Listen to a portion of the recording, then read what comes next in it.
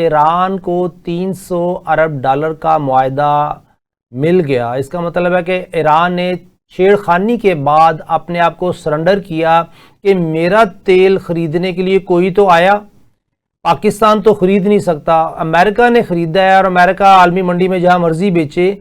ये एक short term कामयाबी हुई ईरान को, लेकिन अगले 50 साल सिक्योर कर लिए डॉलराइजेशन में अमेरिका ने। आपने बिल्कुल ठीक कहा कि स्ट्रेटेजिक कामयाबी लॉन्ग टर्म बेसिस पे तो अमेरिका ने हासिल कर ली कि डॉलर डिमांड और क्रिएट कर दी, एक और रीजन में ऑयल पे कब्जा। लेकिन फिर भी ये छेड़छाड़ क्यों कल जो हो रही है, दोबारा फिर कोई मसला हुआ ईरान और अमेरिका में, इसके पीछे क्या हिकमत है? अच्छा, ये जो छेड़छाड़ हो रही है बेसिकली आप देखें कि मुत्तहिदा अरब इमारात में अब छेड़छाड़ ईरान ने खत्म कर दी। ये छेड़छाड़ जो है ये कतर और बहरीन के टैंकर थे गैस के, इसको ईरान ने निशाना बनाया। ओके। उसके जवाब में अमेरिका ने 80 मकामात पे कल बमबारी। तो अच्छा, अब आप देखें ना एक पैटर्न कि मुत्तहिदा अरब इमारात इस लड़ाई से निकल गया। ये कैसे निकल गया? ट्रेंड कैसे सेट हुआ कि मुत्तहिदा यूएई के ऊपर अब हमला नहीं करता? ये क्या, इसकी क्या हिस्ट्री है? ये कोई 6 अरब डॉलर रिपोर्टेडली जो खबरों में आया है मीडिया ने, 6 अरब डॉलर मुत्तहिदा अरब अमारात ने चुपके से जाके इनके एक वजीर ने तेहरान में इनको दे दिए। मतलब वो 6 अरब डॉलर का इन्होंने कैश ईरान को दिया। इस वजह से वो अब आप ये पिछली दफा भी जो बमबारी हुई थी कुछ दिनों पहले और आज की भी जो हुई, इस पे ईरान अब मुत्तहिदा अरब अमारात आप देख रहे हैं कोई वीडियो दुबई से नहीं आ रही, कुछ नहीं आ रही, उनके शिप्स को भी हिट नहीं कर रहा है। तो मुत्तहिदा अरब अमारात बड़ी चालाकी के साथ वो इस लड़ाई से निकल चुका है, क्योंकि अब उसका इंटरेस्ट भी बाकी अरबों मुल्कों में नहीं रहा। उसका यही है कि अरब ममालिक ने मेरा इस लड़ाई में साथ भी इतना नहीं दिया, मतलब सऊदी अरब वगैरह ने, तो अब मैंने अपनी बार्गेनिंग करके मैं निकल गया यहाँ से। और उसकी अलायंस वही उसके साथ बनी हुई है इसराइल के साथ और हिंदुस्तान के साथ और ग्रीस वगैरह और बाकी ममालिक के साथ। सर तो वो निकल के ऐसे ही है कि एक बड़े बदमाश की चौधराहट कायम रहे, उसने अपने से बड़े बदमाश को कहा यार ये पकड़ थोड़े से और मुझे चौधरी करने दे। हाँ, वो यही हो गया। अब जो फंसे हुए हैं मेन वो कतर है, बहरीन है और कुवैत, क्योंकि स्ट्रेट ऑफ हार्मूज, आप हार्मूज पे अगर 100% डिपेंडेंसी है तो वो इन 3 मुल्कों की, मुत्तहिदा अरब इमारात की नहीं है। वो जो फुजैरा का जो पोर्ट है उसके रास्ते से वो तेल और गैस काफी बड़ी मिकदार में वो एक्सपोर्ट कर सकता है, उसके लिए कोई इशू नहीं। मसला इन दोनों का है ज्यादातर, तो इसलिए ये दोबारा चिपकल शुरू हुई। तो मेरा नहीं ख्याल कि ये कोई लंबी जंग चलेगी। असल में जो स्ट्रेटेजिकली इनके मुआहदे हो चुके हैं और ये अमेरिका ने पाबंदी दोबारा लगा दी इसके तेल के भेजने पे। हो सकता है अमेरिका को इतलात हो कि इसने कुछ युआन में भेजा है, चीन को भेजा है, इसलिए उसने दोबारा लगा दी।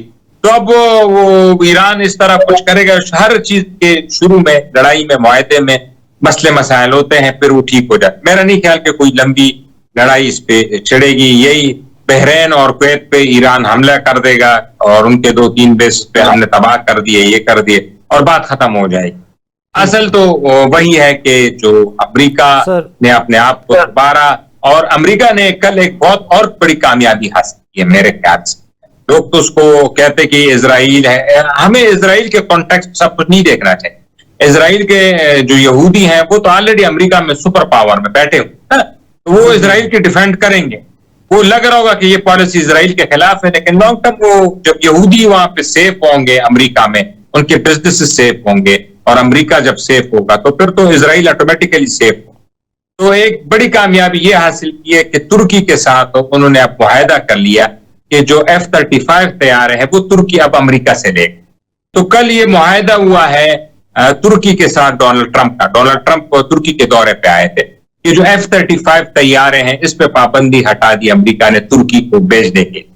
पहले ये तुर्की ले रहा था, आज से कुछ साल पहले, 10 साल पहले, तो रूस से S-400 मिसाइल तुर्की ले रहा।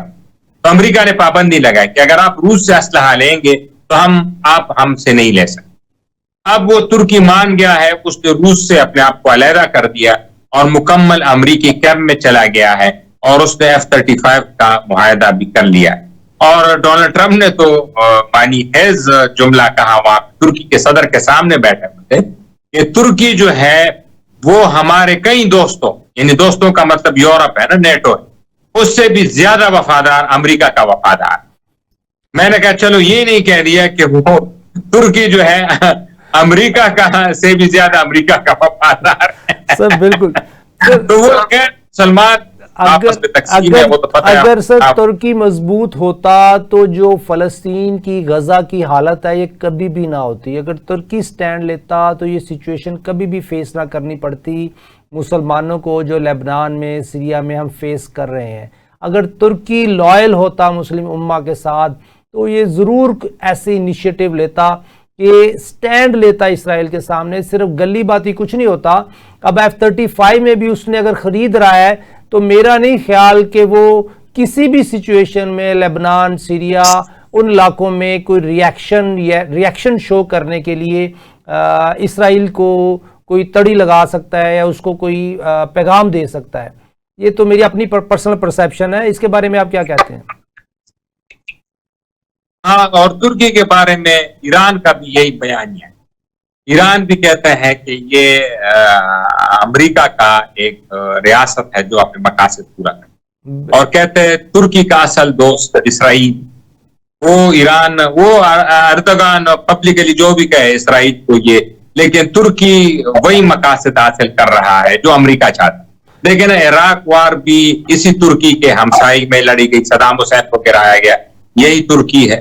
यही तुर्की है इजराइल ने लबनान पे कब्जा किया। लबनान जो है तुर्की का हमसाया है। आप देखें ना, तुर्की के आसपास के सारे इलाकों में इजराइल ने सारे मकासद हासिल कर, और अब ईरान को खदशा है कि तुर्की हमारे खिलाफ अमेरिका का साथ देगा और हमें और कमजोर करेगा। सर इसको सर अगर कंपैरिजन में देखें, पाकिस्तान को देखें कि पाकिस्तान ने पहले अफगानिस्तान अपने हमसाये को बचाने के लिए सरतोड़ कोशिश की। पाकिस्तान ने अपने हमसाये में फिर ईरान को अब बचाने के लिए, अमन लाने के लिए सरतोड़ कोशिश की। तुर्की का किरदार और पाकिस्तान का किरदार मुस्लिम उम्मा के कॉन्टेक्स्ट में ले लें या एक हमसायागिरी के कॉन्टेक्स्ट में देख लें तो वो ऑल टुगेदर डिफरेंट रहा है। इसके पीछे क्या वजूहात रही हैं? पाकिस्तान तो मैं कहता हूं असल मानों में इस्लाम का किला है। अगर कोई मुल्क है और बचा हुआ है इस्लाम की खिदमत के लिए, वो पाकिस्तान। अल्हम्दुलिल्लाह। तुर्की पाकिस्तान का मुकाबला हम हरगिज नहीं कर सकते। कहां तुर्की और कहां पाकिस्तान। पाकिस्तान ने तो अपने हमसायों के लिए जंगें लड़ी,